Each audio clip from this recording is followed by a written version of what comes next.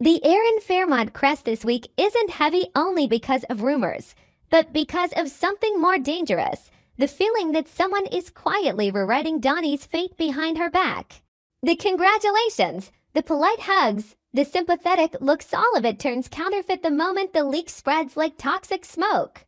No one says it outright, yet everyone watches Dani as if she's about to become the headline of the next collapse. She doesn't know what hurts more, the truth that she's being publicly rejected, or the suspicion that this rejection has been staged to turn her into a loser before the battle even begins. In a place like this, no one needs to stab you directly, they only have to shove you back one step at the right moment. And the whole community will tear you apart with stories retold in the dirtiest possible way. Dani feels an invisible cord tightening around her throat, pulling her from the driver's seat into the role of a piece being moved. What terrifies her is that the cord doesn't seem to come from an obvious enemy. It may be coming from the very people she once trusted as family in the broadest sense of the word, Andre and Pamela. Dani once believed her company would be an exit, a project clean enough to prove she wasn't just a woman dragged back and forth by powerful men, not just a name tossed around in gossip about mistakes and scandals. She wanted to build a small empire of her own, one where she decided who stepped onto the stage, who signed the contract, who was given a chance. But the moment Isaiah's name appeared as a golden face everyone wanted to touch, Dani understood this would be the first real test of the power she was trying to construct. Bringing Isaiah into her company would mean declaring to Fairmont Crest that she had vision, that she could create trends, that she could stand on her own without anyone's protection. It would also mean placing her reputation on a man she had never truly understood. Dani tells herself she's the one making the choice, yet deep down she fears that her authority is something others have only let her hold for now, just long enough to make her believe she's in control. The leak about Dani being rejected hits her like a slap. Not Isaiah's slap, but the slap of the entire system around him. She hears the whispers how Isaiah let Dani decide, how he acted as if he respected her power, only to end with a no. Just one word, but enough to turn Dani into a joke, the woman who thought she was choosing, when in fact she was waiting for a verdict. Dani is trapped between rage and humiliation. She's furious that she's been shoved into a position where she has to prove herself in front of an audience, furious at how they've turned a business decision into a personal spectacle. Furious that they look at her as if she was begging Isaiah instead of offering a partnership. And yet she's humiliated too, because she knows the media and the professional gossips won't call this a negotiation that failed. They'll call it Dani got dumped, Dani got rejected, Dani isn't desirable anymore. Her anger grows when she realizes this rejection can't be purely personal. Isaiah might dislike the contract, might refuse to be tied down, might have different ambitions. But if that were all, why does everything feel staged? Why did the story leak at the exact moment she needed a win? Why does Isaiah's posture half supportive, half withdrawing feel less like a straightforward decision and more like a two-faced game?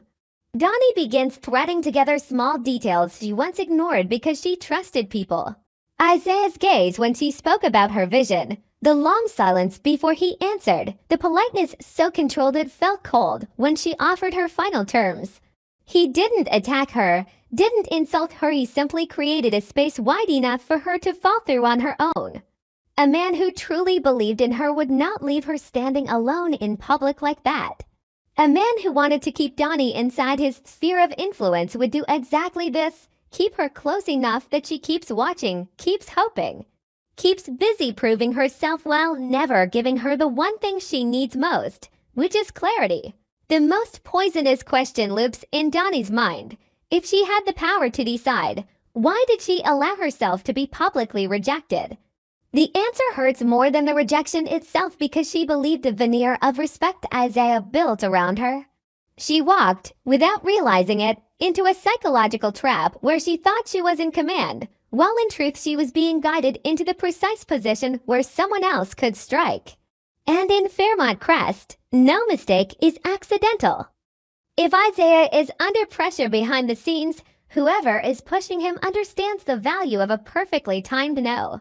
They also understand how vulnerable Dani is after everything she's endured, and how a single stumble can make her start doubting herself.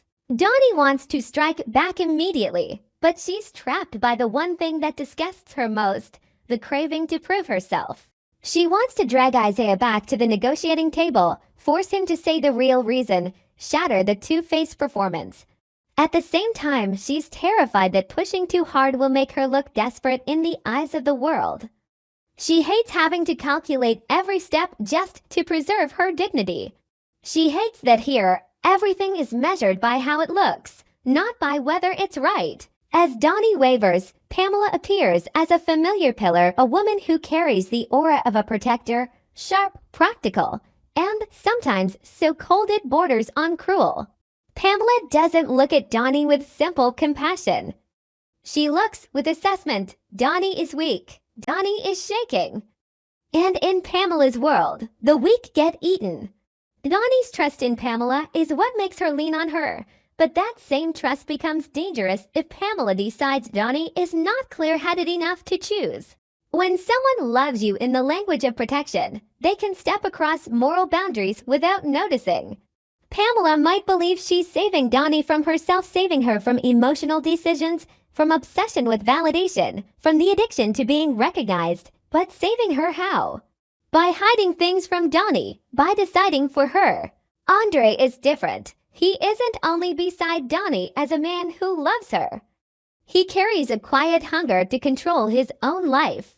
After the fractures between them, after the moments Dani had to ask herself whether Andre placed personal ambition above her safety, Andre knows a single misstep can become a sentence. Then the rumor drops like a second bomb. Andre and Pamela have been planning something together. Dani has no proof, only a feeling of being shut out of the meeting room of her own life.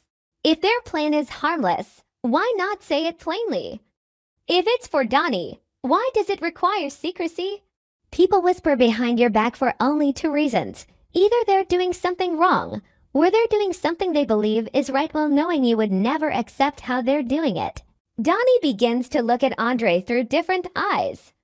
The love inside her doesn't vanish, but it's coated in thick suspicion. She thinks of the times Andre acted patient, the times he stayed silent when she needed an answer, the times he chose to wait for the right moment instead of facing her directly. She understands Andre might be using Pamela's trust for his own agenda, but she also sees something more frightening.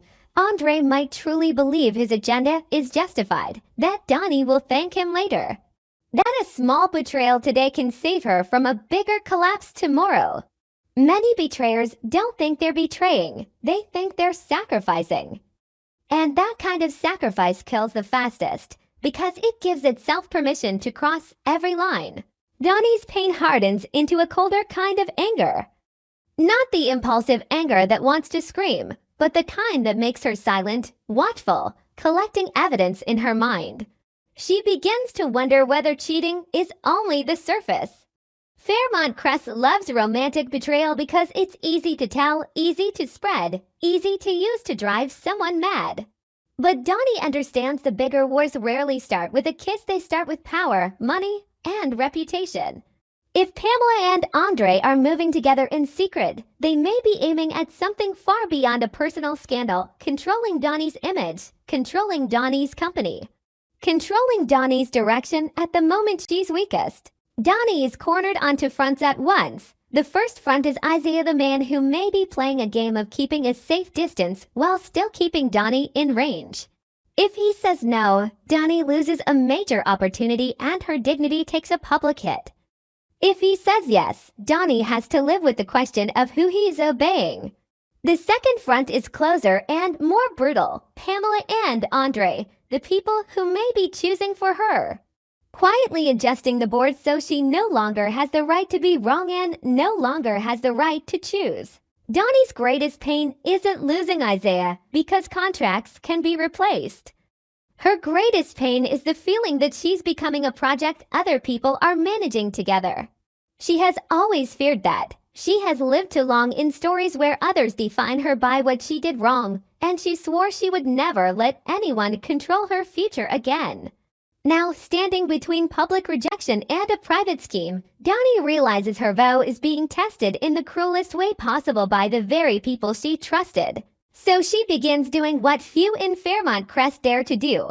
She stops begging for clarity and goes hunting for it.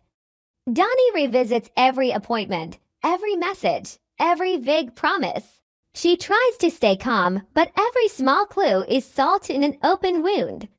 She notices gaps in Andre's schedule, times he claimed he was busy that coincidentally line up with moments Pamela disappeared. She notices Pamela's advice, how it sounded protective, yet always nudged Dani toward choices that made her more dependent. Dani can't tell whether it's coincidence or structure. And because she can't tell, she spirals harder. She's forced to make a brutal decision: keep playing the strong woman who's fine, or admit she's being strangled by betrayal from the closest sources. She knows that if she confronts Pamela and Andre without proof, she could destroy the only relationships still holding her upright. But if she stays silent, she will allow them to keep rewriting her life. And in Fairmont Crest, once you allow it once, it happens forever. In that moment, Dani understands a painful truth: she has to choose between two kinds of loss. Either she loses Andre and Pamela because she dares to doubt them, or she loses herself because she keeps believing them with her eyes closed. A woman can survive scandal, can survive failure, but it is nearly impossible to survive the feeling of being betrayed by the people you trusted most, especially when the betrayal is never named, only wrapped in beautiful words. And on the other side, Andre is being torn apart too. He loves Dani, but he's terrified of being dragged down with her if she keeps choosing wrong. He looks at her like a flame that is both beautiful and dangerous. If he lets go, she might burn herself to ash. If he holds too tightly, he will get burned and hated. Pamela believes she's doing what must be done. She believes a true friend sometimes has to be ruthless to save you from a mistake. And Dani right now looks like someone standing at the edge of a cliff, still insisting on taking another step. Isaiah, wherever he truly sits in this game, becomes the perfect mirror of Dani's weakness. The need to be validated, the need to be chosen, the need to hear someone say she is worthy. That's why the real shock may not be whether Pamela and Andre are having an affair, but whether Dani will discover they share a secret too large to reverse.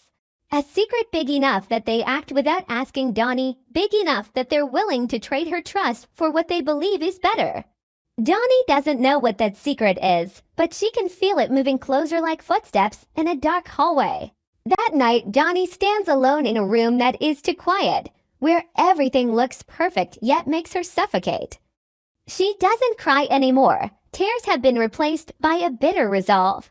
If they want to brand her as the woman who was rejected, she will show them that rejection does not equal defeat. If they want to plot behind her back, she will learn to become more dangerous than the rumors. But just as she thinks she's ready to face whatever comes, a new piece of information slips in like a final blade. Isaiah's rejection may have been only the first step in a larger plan, and the name whispered in the shadows isn't some distant enemy at all, but someone with enough power to frighten Andre and Pamela into acting before Dani ever has the chance to know.